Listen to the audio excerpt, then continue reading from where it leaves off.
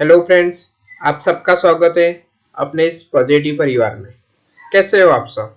आज के वीडियो में हम डिस्कस करने वाले हैं कि एमएससी डीएफएसएम कोर्स की एलिजिबिलिटी क्या होती है, कोर्स का ड्यूरेशन कितना होता है, फीस कितनी होती है, एडमिशन प्रोसेस कैसी होती है, कब एडमिशन प्रोसेस शुरू होंगी, ये कोर्स कहाँ कहाँ पे अवेलेबल है, कितने सब्जेक्ट होते हैं, कितने असाइनमेंट होते हैं, एग्जाम साल में कितने बार होती है, क्या क्लासेस अटेंड करना कंपलसरी होता है, क्या स्कोप क्या है, इन सब के बारे में आज के वीडियो में हम डिटेल में डिस्कस करने वाले हैं। तो वीडियो लास्ट तक देखिए ताकि आपका कोई भी डाउट या फिर कंफ्यूजन ना रहे। अभी डिस्कस करते हैं एमएससी डीएफएसएम के एलिजिबिलिटी के बारे में।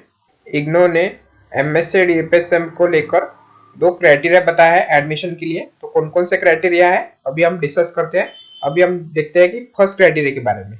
तो फ्रेंड, आपका बीएससी होना चाहिए होम साइंस से।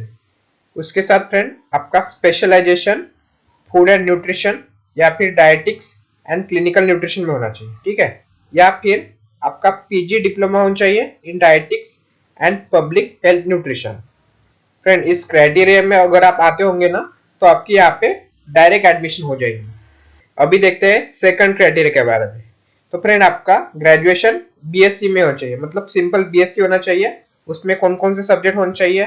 Chemistry, botany, zoology, biochemistry, microbiology, biotechnology या फिर फ्रेंड कोई भी बायोलॉजी रिलेटेड सब्जेक्ट से आपका बीएससी में ग्रेजुएशन होना चाहिए। उसके साथ क्या बताया फ्रेंड, अगर आपका ग्रेजुएशन बीएससी में नहीं हुआ है तो फ्रेंड आपके पास मेडिकल डिग्री होनी चाहिए, जैसे एमबीबीएस हो गया, बीडीएस हो गया, बीएमएस हो गया या फिर बीएचएमएस हो गया। कोई भी मेडिकल डिग्री आपके पास होनी चाहिए फ्रेंड। और क्या बताया है? Home science. तो फ्रेंड यहाँ पे देखिए सिर्फ होम साइंस की डिग्री होनी चाहिए। देखो यहाँ पे क्या है, होम साइंस विद स्पेशलाइजेशन है। यहाँ पे सिर्फ होम साइंस है, ठीक है। अगर आपके पास स्पेशलाइजेशन होगा तो आप फर्स्ट क्राइटेरिया में आएंगे। अगर आपके पास स्पेशलाइजेशन नहीं होगा तो आप सेकंड क्राइटेरिया में आएंगे। जैसे यहाँ पे सिर्फ होम साइंस है विदाउट स्पेशलाइजेशन। और क्या बताया? Food science and technology, life science, microbiology, medical, pharmaceutical, catering. इस फ्रेंड इस सेकंड क्राइटेरिया में अगर आप आते हो ना तो आपको एक एडिशनल कोर्स करना पड़ेगा। तो कौन कौन सा कोर्स करना है, इग्नो कौन कौन से कोर्स प्रोवाइड करता है? तो यहाँ पे देखो फ्रेंड, 3 कोर्स प्रोवाइड करता है इग्नो। एक है डीएनएचई मतलब diploma in nutrition health education, ये 1 साल का प्रोग्राम होता है। उसके बाद है सीएफएन और सीएनसीसी, ये सर्टिफिकेट कोर्स होता है, 6 मंथ के होते हैं। तो इन तीनों में से फ्रेंड आपको एक कोर्स करना पड़ेगा अगर आपको एडमिशन चाहिए ना। अगर आप सेकंड क्राइटेरिया में आते हो तो तीनों में से एक आपको एक कोर्स करना पड़ता है। फ्रेंड, जब आप एडमिशन लोगे ना, फॉर्म फिल करते वक्त आपको ये पूछा जाएगा कि आपके सब्जेक्ट कौन से थे ग्रेजुएशन में। तो अगर आप सेकंड क्राइटेरिया में आते हो ना तो आपको अपने सब्जेक्ट डालने हैं। उसके बाद एक ऑप्शन ओपन हो जाएगा, उसमें आपको सीएफएन, सीएनसीसी या फिर डीएनएचई ये फॉर्म फिल करना पड़ता है। जैसे आप ये फॉर्म फिल कर दोगे ना तो आपकी एडमिशन कंफर्म हो जाएगी। अभी बात करते हैं कोर्स के ड्यूरेशन के बारे में। फ्रेंड, कोर्स का ड्यूरेशन मिनिमम 2 साल का रहता है और इसे आप मैक्सिमम 5 साल तक कंप्लीट कर सकते हो। मतलब ऐसा कि फ्रेंड, अगर आप जॉब कर रहे हो या फिर किसी रीजन की वजह से आप पेपर दे नहीं पाए तो 2 साल का कोर्स आप 5 साल तक कंप्लीट कर सकते हो। फ्रेंड, कोर्स की फीस कितनी होती है? तो फ्रेंड कोर्स की फीस होती है 32,400। तो फ्रेंड आपको एक साथ पूरी फीस पे नहीं करनी पड़ती। फर्स्ट ईयर में आपको 16,200 इतनी पे करनी पड़ती है। उसके साथ रजिस्ट्रेशन फी आपको 300 रुपीज लगेंगी और उसके बाद जितने भी रिमेनिंग फीस है वो आपको सेकंड ईयर में पे करनी पड़ती है। फ्रेंड, अगर आप इस सेकंड क्राइटेरिया में आते हो ना तो आपको एमएससी डीएफएसएम के साथ इसकी भी फी पे करनी पड़ेगी। जैसे डीएनएचई की हो गई, सीएफएन की हो गई और सीएनसीसी की हो गई। फ्रेंड, अगर आप DNHE diploma in nutrition health and education में एडमिशन लेना चाहते हो तो आपको 3,000 प्लस 300 रुपीज इतनी पे करनी पड़ेगी। अगर आप सीएफएन में एडमिशन लेना चाहते हो तो सीएफएन की फीस कितनी है? 1,900 प्लस रजिस्ट्रेशन फी 300। और सीएनसीसी की फी कितनी है? 2,400 प्लस रजिस्ट्रेशन फी 300। अभी डिस्कस करते हैं कि एमएससी डीएफएसएम की एडमिशन प्रोसेस के बारे में। फ्रेंड, वैसे तो इग्नो में जनवरी और जून सेशन में एडमिशन होती है, लेकिन फ्रेंड एमएससी डीएफएसएम की सिर्फ जून सेशन में एडमिशन होती है। मतलब ऐसा कि फ्रेंड कि हर जून सेशन में एमएससी डीएफएसएम के लिए फॉर्म ओपन होते हैं एडमिशन के लिए। फ्रेंड जैसे सर्टिफिकेट कोर्स हो गए, सीएफएन हो गया, सीएनसीसी हो गया या फिर डीएनएचए हो गया, उसके लिए फ्रेंड आप जनवरी सेशन में भी अप्लाई कर सकते हो। अगर आप अप्लाई करना चाहते हो तो जनवरी सेशन में भी फ्रेंड आप अप्लाई कर सकते हो। फ्रेंड अभी डिस्कस करते हैं कि एमएससी डीएफएसएम कोर्स कहाँ पे अवेलेबल है। तो फ्रेंड यहाँ पे लिस्ट दी हुई है, यहाँ पे एक रीजनल सेंटर और स्टडी सेंटर की लिस्ट दी हुई है। फ्रेंड आपके जो भी क्लासेस होंगे ना, जैसे practical classes, theoretical classes, assignment submission करना, ये सब स्टडी सेंटर में आपको सबमिट करने पड़ते हैं। तो हैदराबाद रीजनल सेंटर में कौन सा स्टडी सेंटर है? ये स्टडी सेंटर है। उसके बाद कौन सा नेक्स्ट रीजनल सेंटर है?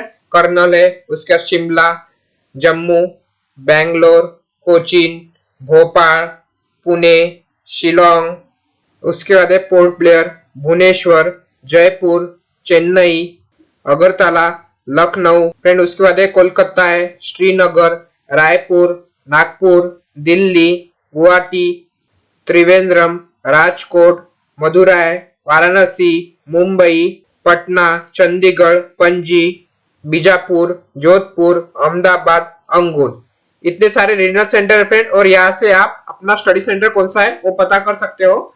तो इसकी लिस्ट में फ्रेंड डिस्क्रिप्शन में दे दूंगा, वहां से आप चेक कर सकते हो। फ्रेंड अभी डिस्कस करते हैं कि एमएससी डीएफएसएम कोर्स में फर्स्ट ईयर में और सेकंड ईयर में कितने असाइनमेंट होते हैं, कितने सब्जेक्ट होते हैं और कितने प्रैक्टिकल होते हैं। फ्रेंड अभी हम फर्स्ट ईयर के सब्जेक्ट देखते हैं। तो फ्रेंड ये देखिए MFN 001 अप्लाइड फिजियोलॉजी, ये फर्स्ट ईयर का सब्जेक्ट है। उसके बाद है MFN 2 न्यूट्रिशनल बायोकेमिस्ट्री, ये भी फर्स्ट ईयर का है। MFN 003 food microbiology and safety. उसके बाद है पब्लिक न्यूट्रिशन MFN 006, ये भी फर्स्ट ईयर का है। उसके बाद है MFN 008 principle of food science. और उसके बाद है MFN 010 अंडरस्टैंडिंग कंप्यूटर एप्लीकेशन। मतलब फ्रेंड फर्स्ट ईयर में टोटल 6 सब्जेक्ट होते हैं।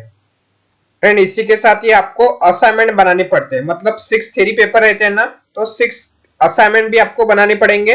जैसे देखो यहाँ पे अप्लाइड फिजियोलॉजी, यहाँ पे 100 मार्क का असाइनमेंट रहता है।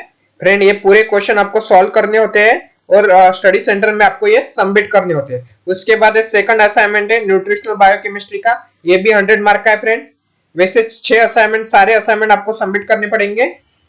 ये हो गया पब्लिक न्यूट्रिशन का। और उसके बाद है प्रिंसिपल ऑफ फूड साइंस। उसके बाद है अंडरस्टैंडिंग कंप्यूटर एप्लीकेशन। तो फ्रेंड यहाँ पे क्या करना पड़ेगा, यहाँ पे आपको पावर पॉइंट बनाना पड़ता है और उसके बाद यहाँ पे वर्कशीट बनानी पड़ेगी।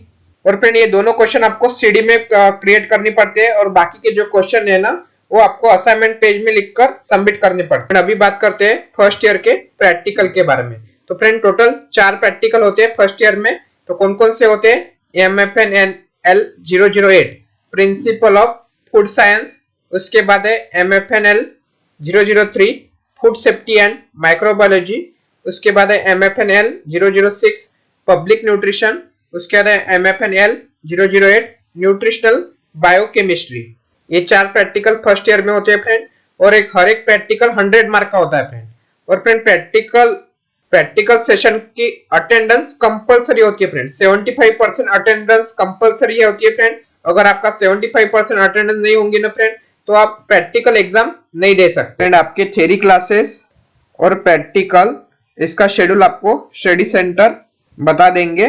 फ्रेंड थ्योरी क्लासेस करना कंपलसरी नहीं होता है, लेकिन प्रैक्टिकल की क्लासेस कंपलसरी होती है फ्रेंड।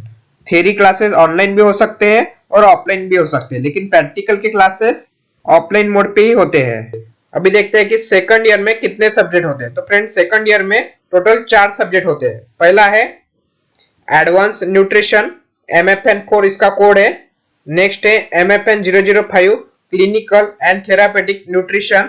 उसके बाद है friend MFN 007 MFN 7 entrepreneurship and food service management. और उसके बाद है MFN 009 रिसर्च मेथड बायोस्टैटिस्टिक्स। तो फ्रेंड टोटल 4 सब्जेक्ट होते हैं फ्रेंड आपको, और 4 के असाइनमेंट भी बनाने पड़ते हैं। अभी देखते हैं सेकंड ईयर के प्रैक्टिकल के बारे में। तो फ्रेंड टोटल 3 प्रैक्टिकल होते हैं सेकंड ईयर में। तो कौन कौन से हैं? MFN 005 clinical therapeutic nutrition.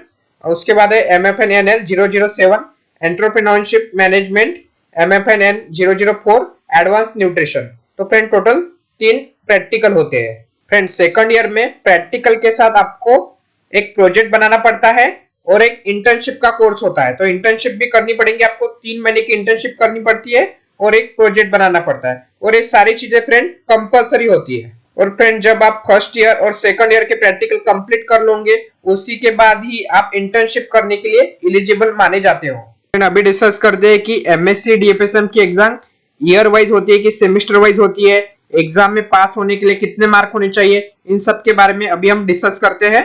Friend MSc DFSM की एग्जाम साल में एक बार होती है, मतलब ईयर वाइज आपकी एग्जाम होती है।